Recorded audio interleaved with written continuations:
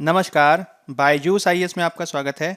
आज की तारीख है 8 फरवरी 2021 और आज हम चर्चा करने जा रहे हैं द हिंदू अखबार में आए हुए कुछ प्रमुख आलेखों और एडिटोरियल्स पर, जिसके तहत हम प्रारंभिक परीक्षा और मुख्य परीक्षा दोनों से संबंधित कुछ महत्वपूर्ण अभ्यास प्रश्नों की भी चर्चा करेंगे। तो चलिए शुरू करते हैं।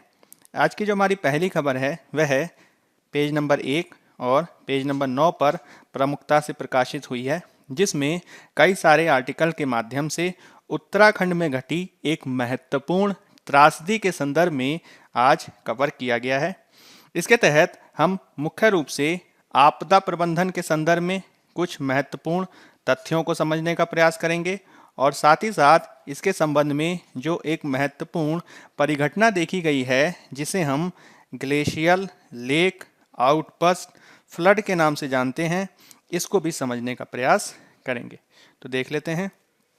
त्रासदी के संदर्भ में उत्तराखंड में एक महत्वपूर्ण घटनाक्रम में क्या देखा गया है, तो नंदा देवी ग्लेशियर के टूटने अथवा ग्लेशियल आउटबर्स्ट की घटना के बाद उससे जुड़ी ऋषिगंगा और धौलीगंगा नदियों में बाढ़ और इससे जनित फ्लैश फ्लड की घटना से एक व्यापक तबाही देखी गई है। यह जो सूचना है यह कल आई, जिसमें यह देखा गया कि उत्तराखंड के नंदा देवी ग्लेशियर की घटना के तहत जो घटनाक्रम आगे देखा गया है, उसके चलते 7 से ज़्यादा लोगों की मृत्यु की सूचना है जो आज बढ़ी है। इसके अलावा 125 से ज़्यादा व्यक्तियों के लापता होने की खबर है। इसके माध्यम से जो फ्लैश फ्लड की घटना देखी गई, जो ग्लेशियल आउटबर्स्ट की घटना देखी गई, उसके चलते ऋषिगंगा और धौलीगंगा नदियों में जो निर्मित किए जा रही थी जल विद्युत परियोजनाएं, वह भी पूर्णतः बह गई हैं। पूर्णतः उनको कहा जा रहा है कि वह नष्ट हो गई हैं, जिसमें 13.2 मेगावाट क्षमता की ऋषिगंगा जल विद्युत परियोजना और एनटीपीसी द्वारा निर्मित की जा रही 520 मेगावाट की तपोवन विष्णुगढ़ परियोजना भी बह गई है। अब इसको यदि हम एक घटनाक्रम को एक ट्रेल के माध्यम से देखें, लगातार होने वाली घटनाओं के माध्यम से देखें, तो यह देखा गया कि उत्तराखंड में अवस्थित नंदा देवी ग्लेशियर में एक आउटबर्स्ट की घटना देखी गई, जो देखी गई चमोली जिले के रैनी गांव में। और इसके माध्यम से यह हुआ कि इसने जैसे जैसे आगे नदी में इस तरीके की जल की व्यापक स्थिति देखी गई, उससे एनटीपीसी के हाइड्रो पावर प्लांट को गंभीर क्षति पहुंची, जो तपोवन स्थान पर अवस्थित था। और साथ ही साथ धौलीगंगा में व्यापक जल का प्रवाह देखा गया, जो आगे बढ़ते हुए विष्णुप्रयाग क्षेत्र तक अवस्थित रहा और साथ ही साथ इसने अलकनंदा नदी पर भी इसका प्रभाव डाला, जिसने एक निर्माणाधीन किए जाने वाले यानी under construction Tapovan Vishnugarh hydro power project जो ऋषिगंगा नदी पर था, उस पर भी प्रभाव डाला। अब इसके संदर्भ में जैसे जैसे सूचना आ रही है, उसके संदर्भ में कहा जा रहा है कि यह जो फ्लैश फ्लड की जो घटना है वह आगे चलकर जो आगे आने वाले जो क्षेत्र हैं वहाँ पे भी नकारात्मक प्रभाव डाल सकती है, जिसमें श्रीनगर क्षेत्र, देवप्रयाग क्षेत्र, हरिद्वार और ऋषिकेश तक इसका प्रभाव देखा जा सकता है। मुख्य रूप से राज्य सरकार आदि द्वारा इसके संदर्भ में लगातार प्रयास किए जा रहे हैं कि इससे होने वाली जो त्रासदी है उसको कम किए जाने की दिशा में प्रयास किए जा सकें। और साथ ही साथ इसके संदर्भ में आपदा प्रबंधन की विभिन्न यूनिट्स भी लगातार कार्य कर रही हैं, जिसमें सेना को सक्रिय रखा गया है और आईटीबीपी आदि भी इसमें सक्रिय है। अब इसके संदर्भ में जो दूसरी सूचनाएं आई हैं वह ये कह रही हैं कि धीरे धीरे जो धौलीगंगा का प्रवाह है उसमें थोड़ी सी स्थिरता देखी गई है, लेकिन इसके माध्यम से हमें इस घटना को समझे जाने के दृष्टिकोण से कुछ महत्वपूर्ण संकल्पनाओं के संदर्भ में समझ बनाना आवश्यक है, जिसमें हम ये समझने का प्रयास करेंगे कि GLOF क्या होता है और साथ ही साथ इसके संदर्भ में जो दूसरी महत्वपूर्ण संकल्पनाएं हैं उनको भी हम समझेंगे। तो 2013 में इस तरीके की जो घटना एक और देखी गई थी वह जो है इसकी याद दिला रही है, क्योंकि इससे पहले भी 2013 में उत्तराखंड में ही मुख्य रूप से केदारनाथ के क्षेत्र में एक बहुदिवसीय बादल फटने की घटना देखी गई थी और इसके माध्यम से भयंकर बाढ़ और भूस्खलन की लगातार होने वाली घटनाओं से राज्य सरकार के अनुसार लगभग 5700 से अधिक लोग मारे गए थे। न केवल इससे अवसंरचना को नकारात्मक प्रभाव उसका पड़ा, साथ ही साथ 3 लाख से अधिक जो लोग थे वह 4 धाम तीर्थ स्थलों की ओर जाने वाली घाटियों में भी फंस गए थे। तो इस तरह की घटना अब दोबारा से रिपीट ना हो, दोबारा से जो है देखी ना जाए, इसके संदर्भ में काफ़ी प्रयास निरंतरता के आधार पर किए जा रहे हैं। पर्यावरणविदों का इस पूरी घटना के संदर्भ में कहना है कि जिस प्रकार से जलवायु परिवर्तन से होने वाली तापमान वृद्धि का प्रभाव पूरे दुनिया में देखा जा रहा है, पूरी दुनिया में ग्लेशियरों के पिघलने की जो घटनाएं देखी जा रही हैं, वह जो प्रभाव है हिमालय के ग्लेशियरों पर भी देखा जा रहा है। इससे जो हिमालय में ग्लेशियर अवस्थित हैं, वह जब लगातार पिघलते हैं तो इनसे उनकी जो चौड़ाई है या फिर आप कह सकते हैं उनकी जो स्थिरता है वह कमज़ोर होने लगती है, जिसके चलते समय समय पर ग्लेशियर के विविध भाग टूट टूट कर गिरते रहते हैं, जो आगे चलकर व्यापक तबाही मचा सकते हैं। इसके चलते ही यह भी कहा जा रहा है कि जलवायु परिवर्तन की घटनाओं के चलते ही जिस प्रकार से हिमनद पिघल रहे हैं और हिमनद पिघलते हुए पीछे जिस प्रकार से हट रहे हैं, वह भी विविध प्रकार की तबाही को ला सकता है, क्योंकि इसके तहत होता यह है कि बढ़ने वाले तापमान के दृष्टिकोण से जो हजारों वर्ष में जमी हुई बर्फ होती है वह पिघलने लगती है और अधिक मात्रा में जल का निकास करते हुए नदियों में बाढ़ की घटना के रूप में देखी जाती है। इससे जो ग्लेशियर्स होते हैं उनमें अलग अलग क्षेत्रों में कुछ झीलों के क्षेत्र का भी विकास होता है और यह जो झीलें होती हैं यह ऐसे स्थानों में बनती हैं जो ढाल वाले क्षेत्र होते हैं और यदि इन ढाल वाली झीलों के क्षेत्र में किसी भी प्रकार का विविध कारकों के चलते दबाव बढ़ता है तो यह ढाल पर अवस्थित झील क्षेत्र कई बार फट जाते हैं, जिससे ग्लेशियर की झीलों के फटने से बाढ़ की घटनाएं देखी जाती हैं।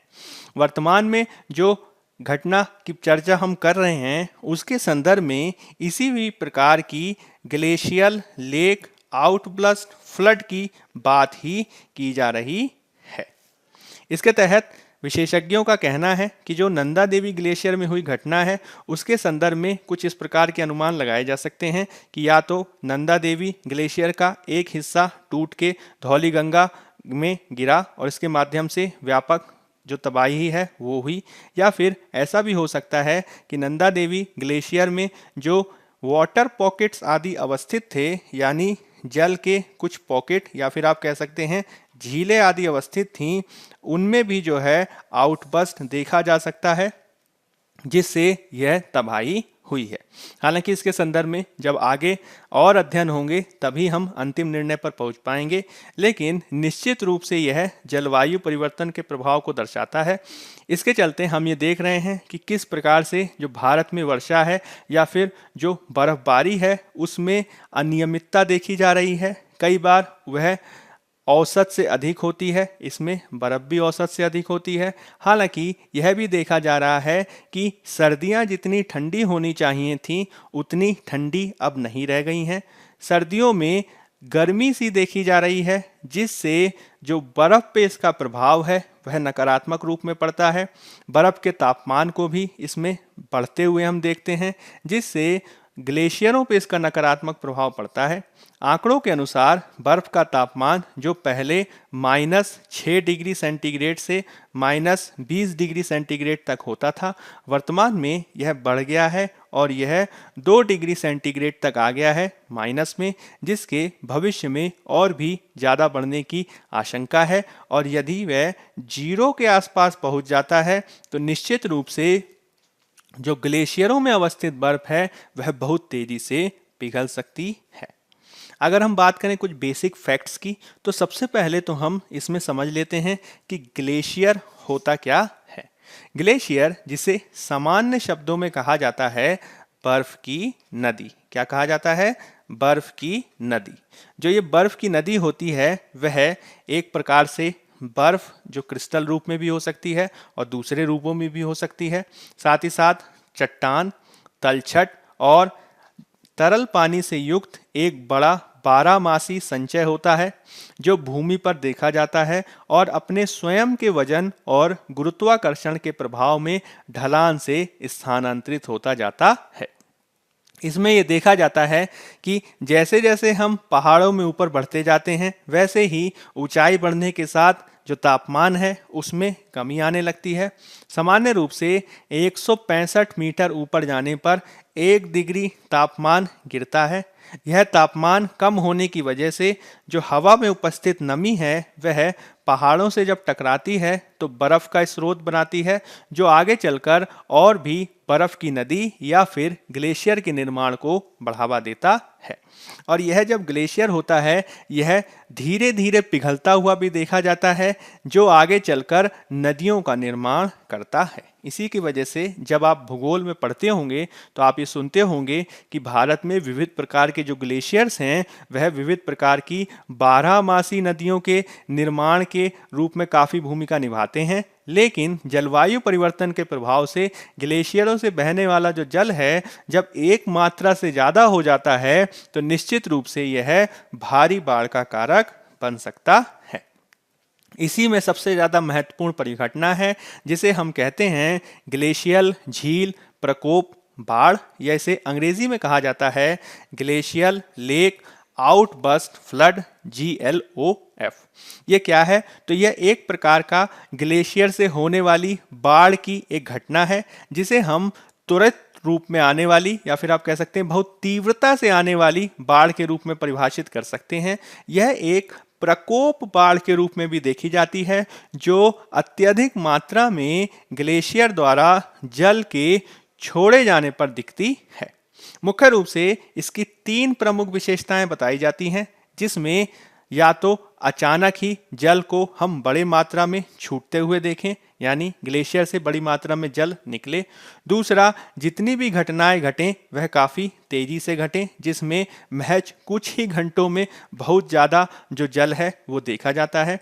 और साथ ही साथ इसमें बड़ी मात्रा में डाउन स्ट्रीम रिवर डिस्चार्ज देखा जाता है यानी बड़ी मात्रा में ग्लेशियर से नदियों में जल का प्रवाह देखा जाता है जो उसके नीचे वाले क्षेत्रों में त्वरित रूप में बाढ़ की स्थिति को ला सकता है। अब अगर हम बात करें नंदा देवी ग्लेशियर के बारे में तो ये भारत में दूसरे सबसे ऊंचे पर्वत का हिस्सा है जो नंदा देवी पर्वत में अवस्थित है। यह कंचनजंगा के बाद दूसरा सबसे ऊंचा पर्वत है।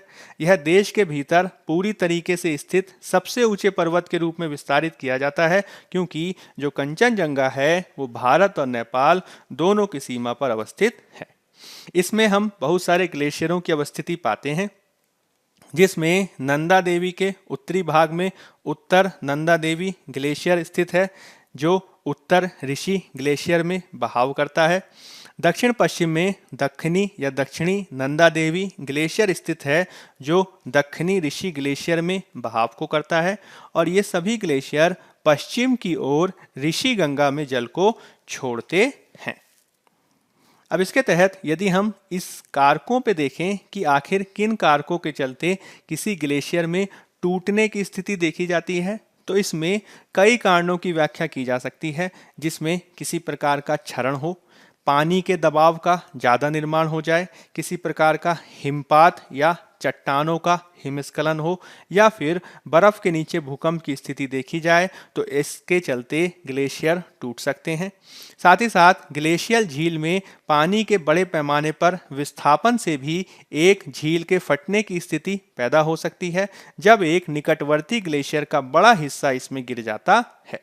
और चूंकि ग्लेशियर की जो झीलें होती हैं वो लाखों से लाखों क्यूबिक मीटर पानी को रखती हैं, इसके चलते भी बर्फ या ग्लेशियल भाग के गिरने से इसमें व्यापक जल बहाव देखा जा सकता है। अब इसके संदर्भ में यदि हम एक चित्र के माध्यम से इसको समझने का प्रयास करें तो इसके तहत हम ये देखते हैं कि किसी भी प्रकार के ग्लेशियर में यानी बर्फ़ की नदी में हम व्यापक रूप में बर्फ़ को देखते ही हैं। साथ ही साथ इसमें ढलान के सहारे धीरे धीरे जल बह बहकर नीचे भी इकट्ठा होता रहता है और कई बार यह जो जल नीचे इकट्ठा होता है वह एक प्राकृतिक प्रकार के बांध के सहारे या प्राकृतिक प्रकार के चट्टानों की श्रृंखला के सहारे इकट्ठा होता रहता है। इससे जो एक झील का निर्माण होता है उसे कई बार हम ग्लेशियर से निर्मित होने वाली झील कहते हैं या फिर इसे ग्लेशियर लेक के रूप में कहा जाता है।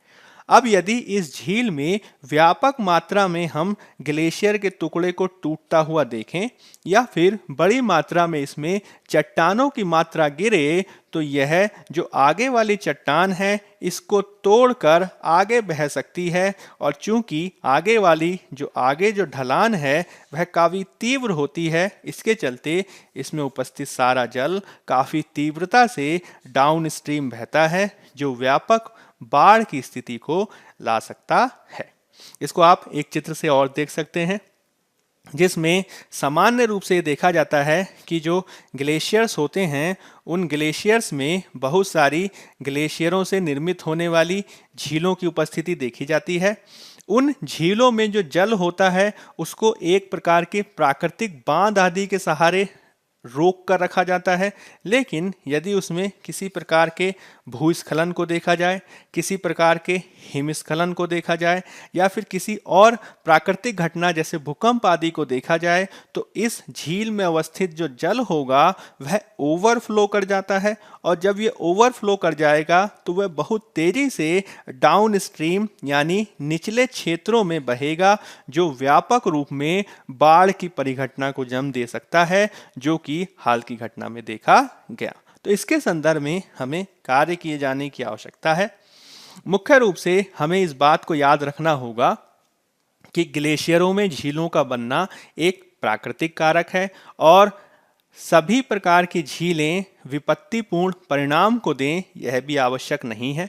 हालांकि मुख्य रूप से जिस प्रकार से पहाड़ी क्षेत्रों में अनियंत्रित प्रकार का शहरी नियोजन देखा जा रहा है, साथ ही साथ हम जितनी तेजी से जलवायु परिवर्तन की घटनाओं को देख रहे हैं उसके चलते इस प्रकार की जो घटनाएं हैं वो काफ़ी तीव्रता से बढ़ सकती हैं। साथ ही साथ यह जो GLOF की घटना होती है वह मुख्य रूप से झीलों के आकार, झीलों के बीच की दूरी और जो उनके पास अवस्थित गांव और घाटियां होती हैं उनके बीच की दूरी पर भी निर्भर करती है, जिसमें यदि बहुत तेजी से जो है जल का प्रवाह होगा तो वह आसपास के गांवों को बहुत नकारात्मक रूप से प्रभावित कर सकता है।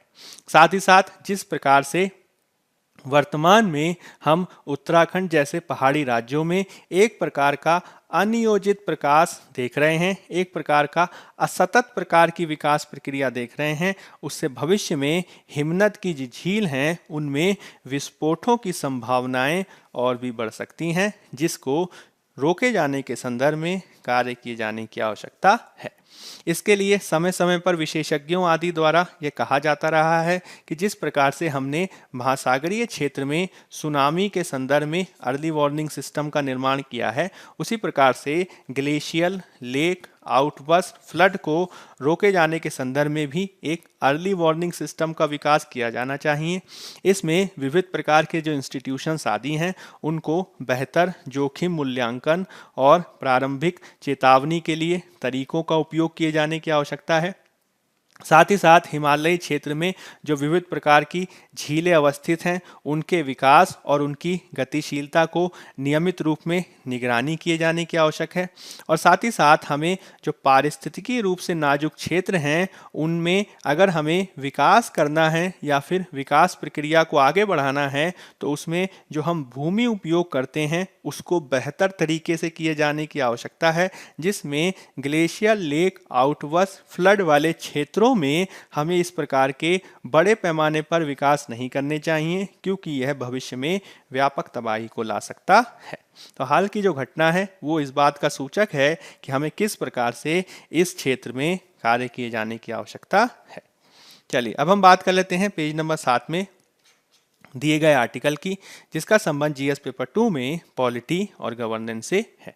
मुख्य रूप से यह संबंधित है किसान आंदोलनों की पृष्ठभूमि में सरकारों द्वारा समय समय पर की जाने वाली इंटरनेट शटडाउन की घटनाओं के संदर्भ में। इंटरनेट शटडाउन के तहत क्या होता है कि जनता की जो इंटरनेट तक पहुंच है उसको सीमित करने के लिए इंटरनेट सेवाओं को ही बंद कर दिया जाएगा। यानी जब आप इंटरनेट एक्सेस करना चाहेंगे तो आप इंटरनेट की ही प्राप्ति नहीं करेंगे। इसे इंटरनेट शटडाउन कहा जाता है। हाल के समय में इंटरनेट शटडाउन की जो घटनाएं हैं वो काफ़ी वृद्धि देखी गई हैं और अनेक जो अंतर्राष्ट्रीय रिसर्च आदि हैं वो ये बताती हैं कि पिछले 4 सालों में भारत ने 400 बार ऐसा किया है, जो लोकतांत्रिक देशों में सर्वाधिक इंटरनेट शटडाउन की घटनाओं के बारे में भारत को पहले नंबर पर रख देता है। मुख्य रूप से 2019 में जब भारत द्वारा संविधान के अनुच्छेद 370 में बदलाव करके जम्मू कश्मीर की स्थिति में बदलाव लाया गया, उसके बाद वहाँ पे एक लंबे समय तक इंटरनेट शटडाउन को देखा गया, जिसके तहत वहाँ पर इंटरनेट डिजिटल सेवाओं का 223 दिनों तक शटडाउन रखा गया, जो इंटरनेट शटडाउन के इतिहास में एक सबसे लंबी अवधि के रूप में देखा जाता है। यही कारण है कि बहुत सारे जो मानवाधिकार संगठन है, संयुक्त राष्ट्र अधिकार संगठन है, उन्होंने जो है इसकी विविध आधारों पर आलोचना की है। आधार ग्रुप्स का कहना है कि इंटरनेट शटडाउन एक प्रकार का जनता को दिया जाने वाला सामूहिक दंड है, जिसके तहत नागरिकों के अधिकार और स्वतंत्रता के ऊपर यह सरकारों के गैर वाजिब नियंत्रण को भी दर्शाता है। क्योंकि इंटरनेट शटडाउन के संदर्भ में विविध प्रकार के जो भारतीय कानून हैं, चाहे वो आईटी एक्ट हो या फिर सीआरपीसी हो या फिर इंडियन टेलीग्राफ एक्ट आदि हो, वह जो है बहुत ज़्यादा स्पष्ट नहीं है। इसके तहत मुख्य रूप से सरकारों को ज़्यादा अधिकार दिए गए हैं, जिसके तहत सरकारें आपातकालीन स्थिति रहने पर अथवा पब्लिक इंटरेस्ट यानी जनहित के चलते इंटरनेट शटडाउन को कर सकती हैं। यही कारण है कि सरकारों द्वारा बिना किसी नियंत्रण के कई बार इस तरह की घटनाएं देखी जाती हैं। अब ये जो घटनाएं हैं वो सुप्रीम कोर्ट द्वारा दिए गए जनवरी 2020 में निर्णय के बावजूद देखी जा रही हैं, क्योंकि जनवरी 2020 में इंटरनेट के अधिकार को मूलभूत अधिकार के रूप में सुप्रीम कोर्ट द्वारा माना गया, बावजूद इसके इस तरह की घटनाएं देखी जा रही हैं।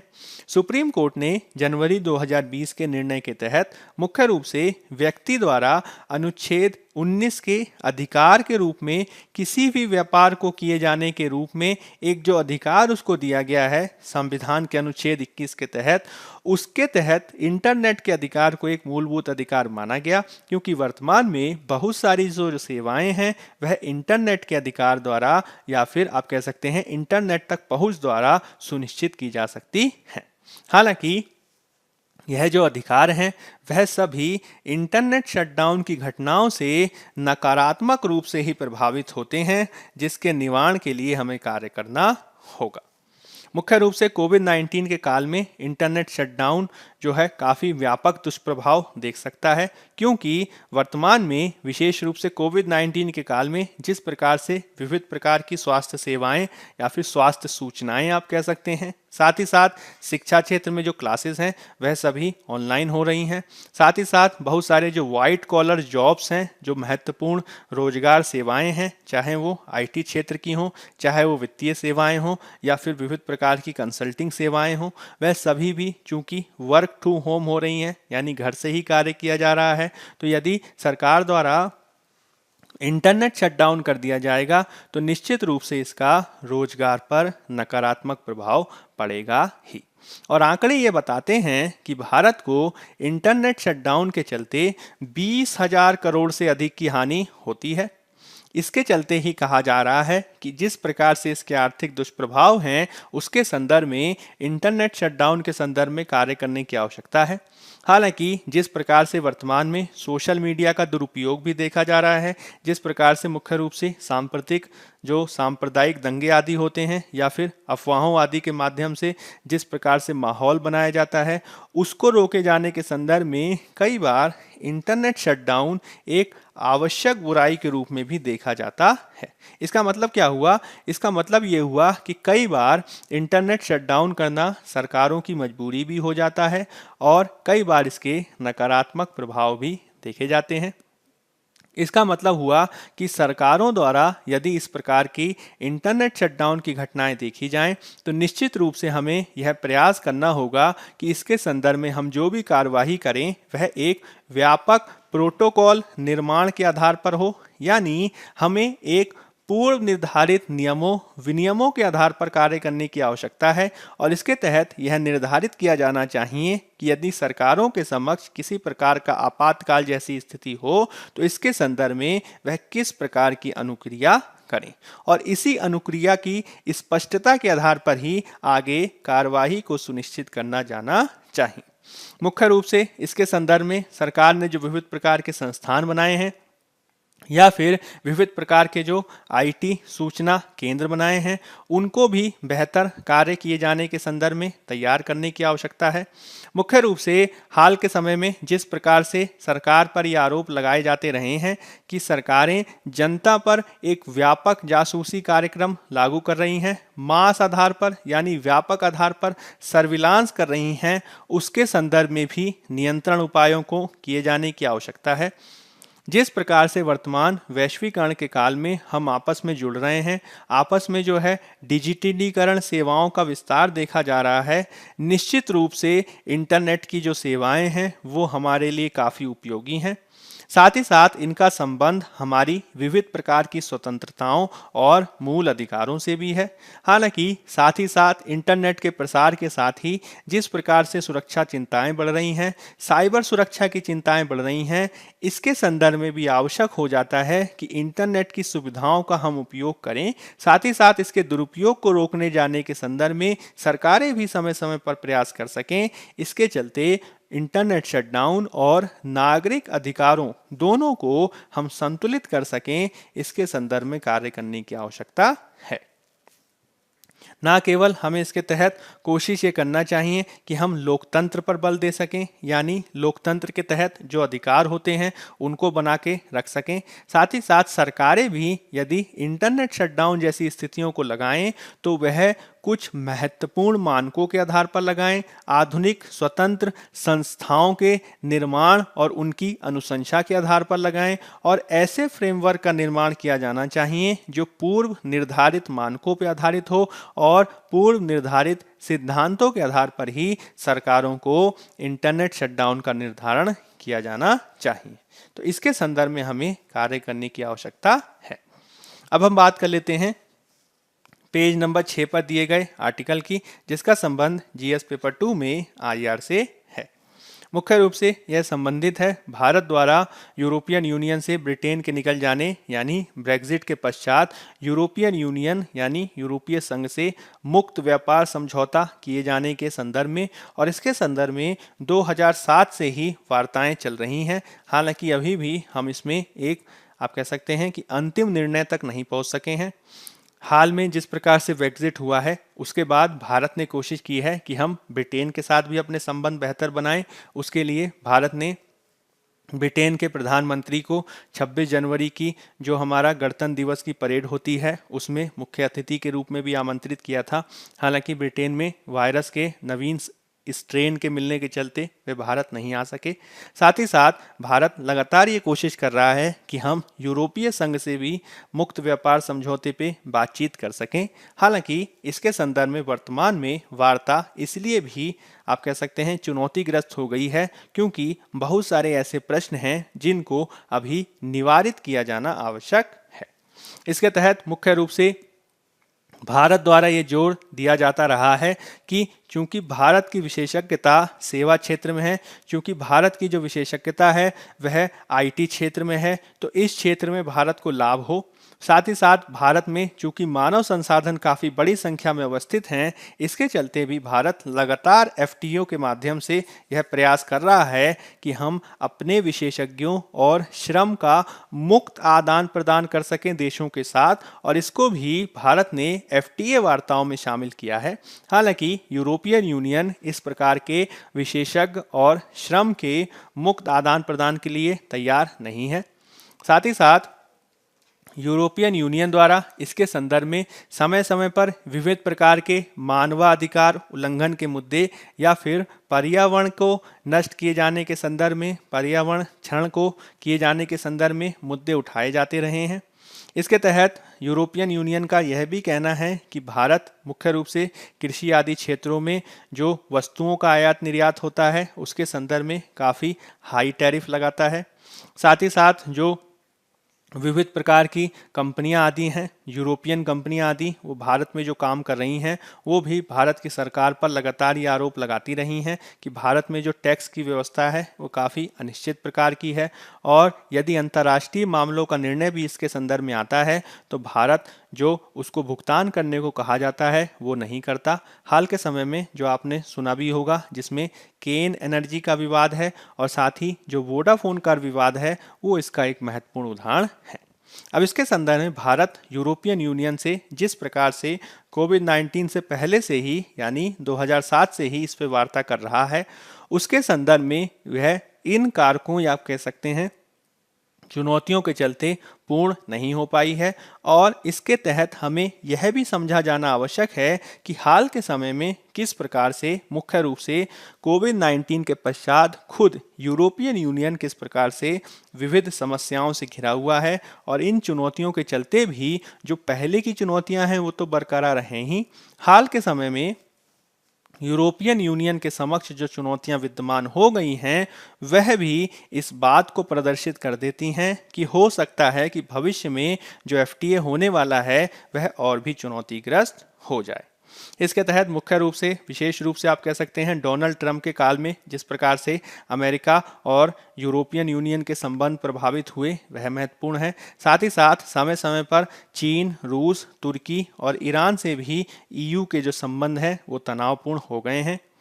साथ ही साथ हाल के समय में यूरोपियन यूनियन देशों ने मिलकर जो विविध प्रकार के निर्णय लिए हैं उनमें भी एकता के आधार पर फैसला नहीं हो पाया है।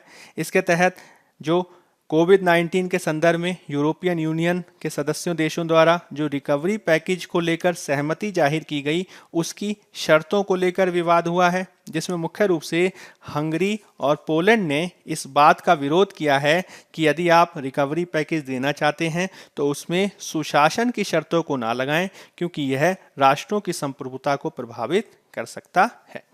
हाल के समय में जिस प्रकार से हमने ब्रेग्जिट देखा उसी प्रकार से जो यूरोप के बहुत सारे देश हैं जिसमें आप जर्मनी, नीदरलैंड आदि देशों का उदाहरण देख सकते हैं, वहाँ पे बहुत सारे ऐसे राजनीतिक दलों का भी उद्भव हुआ है जो यूरोपियन यूनियन को लेकर काफ़ी शंकाएं प्रस्तुत कर रहे हैं। और चूंकि आने वाले समय में जर्मनी और नीदरलैंड में चुनाव होने वाले हैं तो ऐसी भी आशंका जाहिर की जा रही है कि यदि यह जो यूरोपियन यूनियन को शंका की निगाह से देखने वाले राजनीतिक दल हैं यदि वे बहुमत को प्राप्त कर लेते हैं तो इससे यूरोपीय संघ की जो एकता है वह भी नकारात्मक रूप से प्रभावित हो सकती है।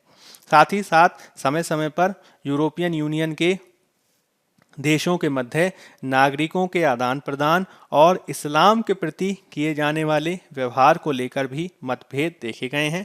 मुख्य रूप से डोनाल्ड ट्रंप के काल में यूरोपियन यूनियन और अमेरिका के संबंध नकारात्मक रूप से प्रभावित हुए हैं और लगातार यूरोपियन यूनियन यह प्रयास कर रहा है कि हम इसके संदर्भ में अमेरिका पर पूर्ण रूप से निर्भर ना रहें और मुख्य रूप से उसने इसके संदर्भ में सुरक्षा, अर्थव्यवस्था, आपूर्ति श्रृंखला और जलवायु परिवर्तन के संदर्भ में प्रयास किए हैं। इसी के साथ साथ यूरोपियन यूनियन द्वारा व्यापार आदि के क्षेत्र में चीन से भी अपने संबंधों को बेहतर बनाने के प्रयास किए गए हैं। हालांकि हमें इसके संदर्भ में एक दो तरफा आप स्थिति देख सकते हैं। एक ओर तो यूरोपियन यूनियन समय समय पर हांगकांग या फिर आप कह सकते हैं दो आंतरिक मामले हैं चीन के, उनके संदर्भ में विविध प्रकार के जो विरोध प्रदर्शन हैं उनको करता रहता है। वहीं दूसरी ओर आप आर्थिक आधार पर चीन के साथ बेहतर संबंधों को देखते हैं यूरोपियन यूनियन के। अब ये सारी जो घटनाक्रम हो रहे हैं वह भारत के लिए काफ़ी चुनौती प्रस्तुत कर देते हैं क्योंकि जब तक यूरोपियन यूनियन अपनी स्वयं की जो उसकी चुनौतियां हैं उनसे नहीं निपट पाएगा तब तक वह भारत के साथ किए जाने वाले एफटीए के संदर्भ में भी प्राथमिकता से कार्य नहीं कर पाएगा। इसके संदर्भ में भारत को सोचे जाने की आवश्यकता है। तो ये कुछ ऐसी महत्वपूर्ण बातें हैं जो हमें समझनी चाहिए। अब कुछ प्रीलिम्स प्रैक्टिस क्वेश्चन देख लेते हैं। व्यापक आधार युक्त व्यापार और निवेश करार, broad based trade and investment agreement कभी कभी समाचारों में भारत और निम्नलिखित में से किस एक के बीच बातचीत के संदर्भ में दिखाई पड़ता है? यूरोपीय संघ, खाड़ी सहयोग परिषद, संघाई सहयोग संगठन या फिर आर्थिक सहयोग और विकास संगठन। तो इसके संदर्भ में जिसे हम कहते हैं broad based tariff trade and investment agreement, यानी इसको शॉर्ट में कहा जाता है BTIA, broad based trade and investment agreement. यह जो हम बात कर रहे थे अभी, भारत और यूरोपियन यूनियन के बीच का FTA, इसका तकनीकी नाम है। तो जब भी आप कहेंगे BTIA क्या है, तो BTIA मुख्य रूप से भारत और यूरोपीय यूनियन, यूरोपीय संघ के बीच जो लगातार बातचीत की जा रही है, मुक्त व्यापार समझौता, उसका तकनीकी नाम है। तो ए हो गया हमारा इसका आंसर। दूसरा क्वेश्चन देख लेते हैं। निम्नलिखित में से कौन से देश यूरोपीय संघ के सदस्य देशों में शामिल नहीं हैं? क्रोएशिया, लग्जमबर्ग, साइप्रस की माल्टा। केवल 1, 2 और 3, केवल 2, 3 और 4, केवल 1 और 4 कि उपरोक्त सभी यूरोपीय संघ के सदस्य हैं। तो यूरोपीय संघ के चारों ही देश सदस्य हैं। उत्तर हो जाएगा हमारा डी। तो अगर हम बात करें यूरोपीय संघ की, तो यह 27 देशों का एक समूह है जो एक आर्थिक और राजनीतिक ब्लॉक के रूप में कार्य करता है। अगर हम इसकी बात करें उत्पत्ति की, तो इसकी जो नींव है वह वास्तव में 1957 में गठित किए गए एक संगठन यूरोपीय आर्थिक समुदाय के रूप में देखी जा सकती है, जिसका गठन 1951 में गठित किए गए एक संगठन के रूप में देखा गया। यानी हम कह सकते हैं कि 1951 में एक संगठन बना जिसका नाम था आप कह सकते हैं इंग्लिश में European coal and steel community, यूरोपीय कोयला और इस्पात समुदाय। फिर ये आगे बना है 1957 में एक महत्वपूर्ण संगठन जिसका नाम था यूरोपीय आर्थिक समुदाय। और यही जो है आगे चलते चलते 1993 में 1993 में पुनर्निर्मित हो गया है maastricht संधि के माध्यम से यूरोपीय संघ से। यानी अगर हम देखें तो 1951 में ECSC, फिर 1957 में EEC और फिर 1993 में EU। इस तरीके से आप इसके गठन को देख सकते हैं।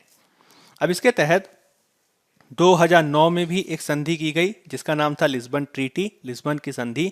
उसने यूरोपीय संघ को और अधिक व्यापक शक्तियां प्रदान की, जिसमें अंतर्राष्ट्रीय संधियों पर हस्ताक्षर करने, सीमा पर गश्त बढ़ाने और अन्य सुरक्षा और प्रवर्तन प्रावधानों को शामिल करने के लिए उसको अधिकृत किया गया। तो ये कुछ महत्वपूर्ण बातें हैं।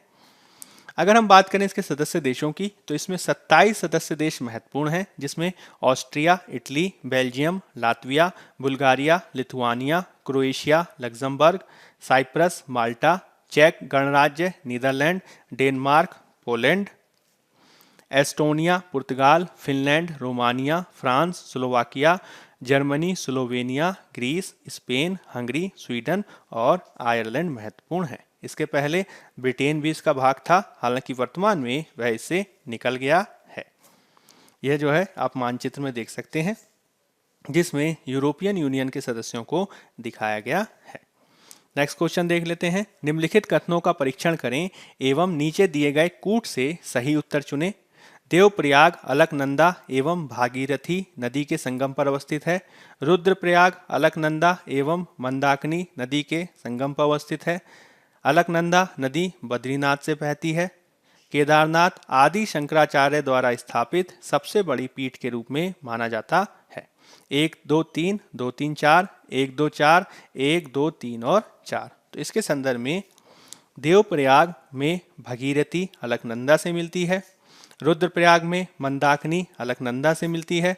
अलकनंदा नदी चमोली, टिहरी, पौड़ी गढ़वाल जिले से होकर बहती है।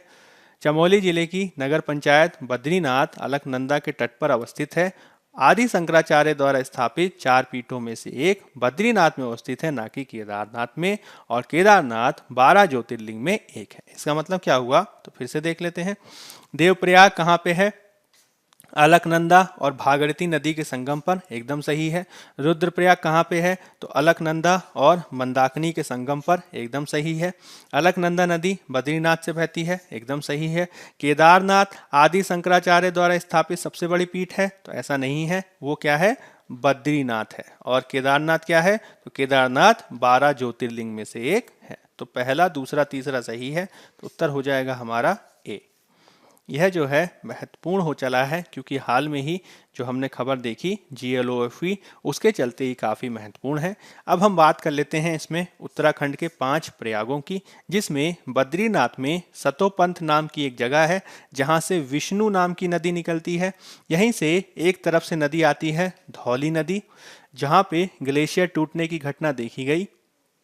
यह जो है आगे चलकर मिल जाती हैं, जिसे हम प्रयाग कहते हैं। प्रयाग मतलब मिलन। जहाँ पे सबसे पहले जो मिलन देखा जाता है वह होता है धौली और विष्णु गंगा का, जिसे हम विष्णु प्रयाग कहते हैं। तो पहला प्रयाग हो गया हमारा विष्णु प्रयाग। अब अगर हम बात करें इसकी, जिसमें हम बात कर रहे हैं विष्णु प्रयाग की, तो धौली और विष्णु मिलके बनते हैं, धौली और विष्णु मिलके बनते हैं विष्णु प्रयाग। और इसके आगे ये दोनों मिलकर अलकनंदा के नाम से जाने जाते हैं। अब इस अलकनंदा जैसे आगे आगे बढ़ती जाती है, उसमें जो है हम विविध प्रकार के प्रयागों को देखते हैं, जिसमें पहला तो अभी हमने बात किया विष्णु और धौली नदी के संगम पर विष्णु प्रयाग। उसके बाद जब अलकनंदा और आगे बढ़ती है तो इसमें नंदाकिनी नाम की नदी मिलती है, जिनके मिलन स्थल को नंद प्रयाग कहते हैं। यानी पहला हो गया हमारा विष्णु प्रयाग, दूसरा हो गया हमारा नंद प्रयाग। अलकनंदा जब और आगे बढ़ती है तो पिंडार नदी मिलती है, और इन दोनों नदियों के संगम को कर्ण प्रयाग कहते हैं। यानी हो गया हमारा तीसरा। केदारनाथ से निकलने वाली फिर मंदाकिनी नदी भी आगे चलकर अलकनंदा पे मिल जाती है, और इनके संगम को हम रुद्रप्रयाग के नाम से जानते हैं। तो ये हो जाता है हमारा चौथा।